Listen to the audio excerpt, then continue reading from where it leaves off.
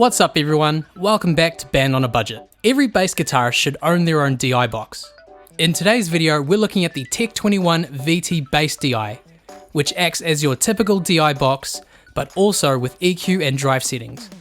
I'll do an overview of the pedal and then do an audio test using the Tech 21 sample EQ settings. One of the key benefits of using this for me personally is that this thing allows me to go ampless on stage. Now, to be honest, this is kind of a pricey pedal at 399 New Zealand dollars at the time which I purchased it from the Rock Shop, and here's why I bought it. My current bass amp is only 300 watts. It's perfect for practices, small gigs and small to medium sized rooms, but nowhere near loud enough to hear on stage at a large club or festival. So rather than going out and spending close to $2,000 on a 500 watt or more amp head plus a speaker cabinet, I thought, why don't I just use the onstage foldbacks to hear my bass guitar? I mean, everyone else in the band relies on foldbacks to hear each other and to hear me from opposite sides of the stage. Chances are, large festivals and clubs have ample foldbacks and sound reinforcement available to use for the band. Plus, I wouldn't be spending a lot of money. I won't have to lug a massive amp and cab rig up to the venue, and I could fit all of this potentially in my bass case or pedal case. The pedal comes with your typical DI input and parallel output in case you did happen to want to use an amp on stage. It also comes with an XLR output, just like your standard DI, as well as a 1/4 inch jack output. When using the 1/4 inch jack output, the pedal will need power supply from either the 9V battery or from a 9V 100mA center negative DC power adapter. If using the XLR output, you can power the DI pedal using 48V phantom power from the mixing desk or audio interface, essentially eliminating the need for additional power supply. The way the pedal works is quite simple. Just imagine a typical DI box with a range of character toning knobs. Just use the foot switch to activate the pedal. Simply plug in your bass into the 1/4 inch jack input. The same dry signal from your bass can be sent to an amp by using the parallel output. You can adjust the overall volume of the entire pedal using the level knob. You can then blend the dry signal with the DI pedal signal using the blend knob. The pedal has a low, mid and high EQ knobs for adjusting your tone. The character knob allows you to sweep through a range of various Ampeg style tones, as well as the drive and attack characteristics.